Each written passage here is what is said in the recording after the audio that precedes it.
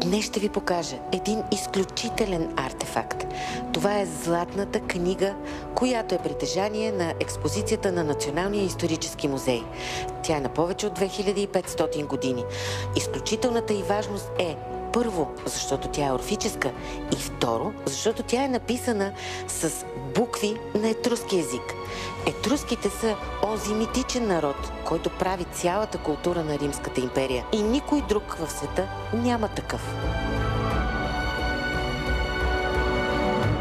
Директорът на Националния исторически музей, доцент доктор Бони Петрунова, е при нас днес и тя ще бъде наш водач. Изключително много благодарим, защото отварянето на тази златна книга така изисква особени охранителни мерки. Много благодаря, че се съгласихте за нас да направите това. Този обект е на повече от 2500 години. Датирането е направено на базата на някои признаци на надписите. Освен, че е на тайнствена цивилизация, доста тайнствено се е появила и в самия музей. Аз това исках да попитам, всъщност, каква е историята на тази златна книга? Аз, за съжаление, знам само това, което Божидар Димитров е разказал. То е именно, че дарител на видима възраст около 78 години го е донесъл и казал, че иска да го остави в Националния музей, защото го е открил в българска земя, когато е бил войник. По-точното местонахождение е, че е някъде около река Струма, в долното течение на Струма. Не е казал никаква конкретика, повече. дали е в погребение, дали е... Моето лично предположение е, че той дълго време се е чудил какво да го прави. Вероятно да го продаде или да си го пази.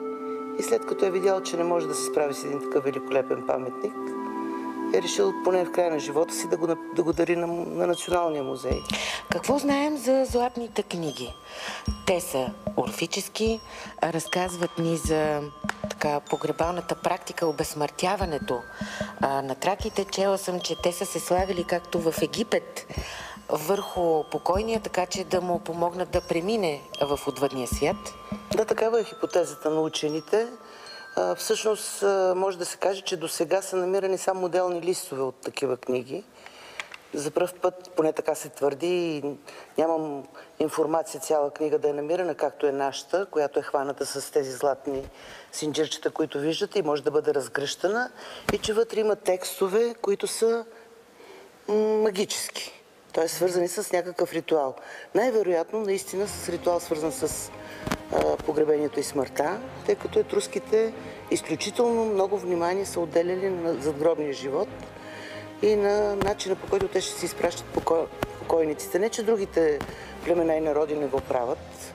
Нашите трахи, ако си позволя така да се израза, също знаете колко много внимание отделят на това, колко златни предмети се изработват, гробници се правят и така нататък.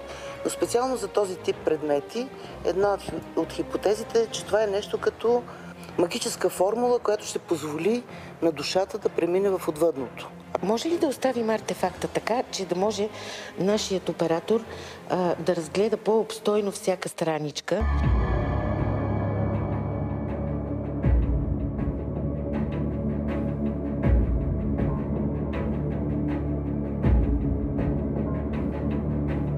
Много е спорно, все още учените не са на единно мнение, откъде точно произлизат етруските. Има и версии, че те са тракийци. Тук даже четох, че са прабългари, сравнявайки знака на Тангра с някои знаци, които се срещат в тяхната първоначална писменост, защото по-късно те възприемат гръцката писменост и надписите са на старогръцки. Аз се доверявам на Херодот все пак, който казва, че те са дошли някъде от района на Мала Азия. Когато е направено едно генетично изследване, струва ми се 2007 година, то доказва по ДНК-то, че те са по-близко като генетичен материал до сегашни жители на Измир и районите в Мала Азия, отколкото до някои в Тирана или там в Италия, в районите на Италия, където е този съюз от 12 градове държави, който е съществувал. Ако обаче приемем, че те нямат никаква тракийска жилка, защо тогава се намира на нашата територия златна книга, орфическа, написана с етруски букви? Значи, първо ние учените не можем нито да приемем, нито да отречем нещо, докато не получим абсолютно сигурни доказателства. Затова създаваме хипотези и основната част на науката и археология и история е това да проверява различни хипотези и да ги доказва или да ги опровергава. Някой път, за нещастие, ги опровергава. А защо орфическа книга? Защото култа към Орфея е разпространен в един много широк ареал в този период и е съвсем нормално да очакваме, че и по тези земи е имало последователи на орфизма. Така че няма нищо изненадващо в това. Това, което аз четах за етруските, е, че те идват от Троя.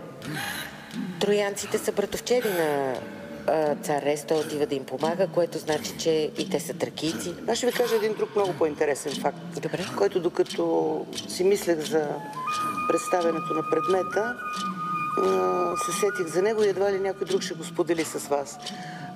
То е, че, понеже знаете, че етруските са любители на гадаенията, на магиите и на такива обреди, които са извършвали много интересни. Едното от които гадателства е било извършено с яйце. То се е описан целият ритуал.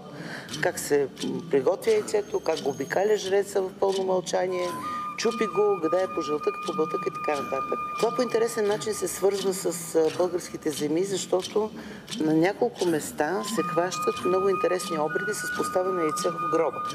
Аз самата в Североизточна България съм откривала такива погребения, в които има в гърне поставено яйце. Ние го хващаме през средновековието, тъй като аз съм средновековен археолог. И много пъти сме се задавали въпроса откъде идва. Явно това е една древна традиция, която обаче е била добре осмислена от тези, които се е практикували, за да може да бъде реактивирана, предавана от поколение на поколение и употребявана и от по-късните, по време на по-късните епохи.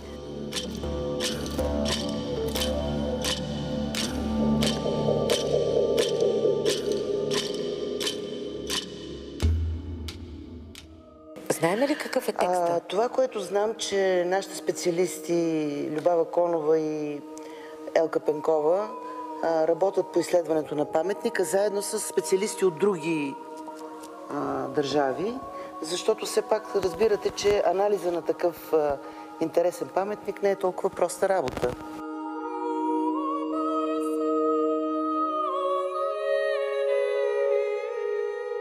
Павлина Девлова, която е археолог, сега ще ни помогне да се опитваме да разгадаем какво има тук. Да започнем с корицата, Павлина, която е много интересна. На нея има двама мъже, които носят окачен на прът някакъв предмет. Този предмет, изображението му много прилича на метален съд, който би могъл да бъде използван като урна при погребалните практики. И тъй като етруските имат практика да погребват своите мъртви, близки под земята в специални пространства, в които слагат подобен тип съд, много е възможно тази първоначална сцена на първата страница да изобразява точно това. На следващата страница има текст от 9 реда, заедно с изображение на животно, което категорично е мъжко, и птица над него. Вероятно, това животно има рога. Да. Това е елен и птица отгоре. Да.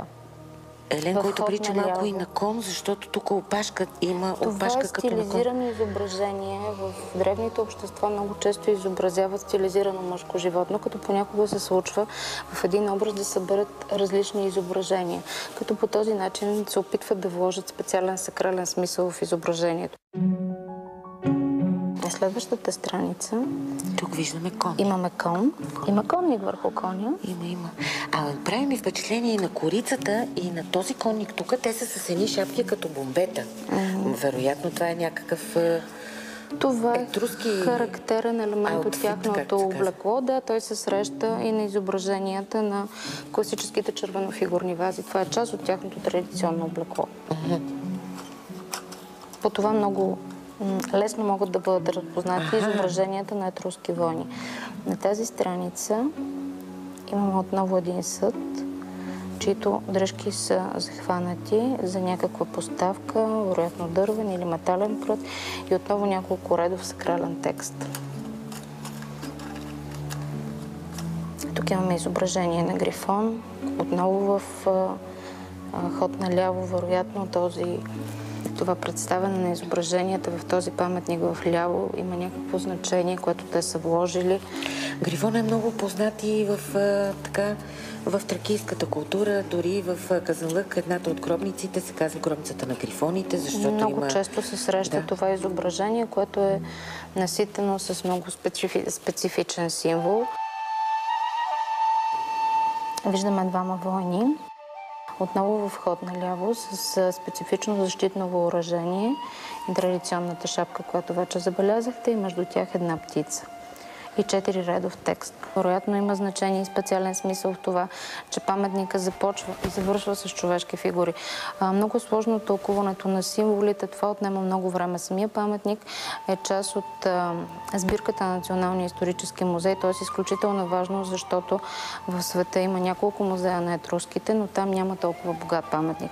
Неговото изследване се прави от години от нашите колеги Любава Конова и Елка Петкова, заедно с европейски учени, така че техните проучвания с времето ще донесат много интересни резултати, надяваме се. Хубавото е, че по този начин Националният исторически музей на България се родее с най-големите световни музеи с един толкова интересен паметник.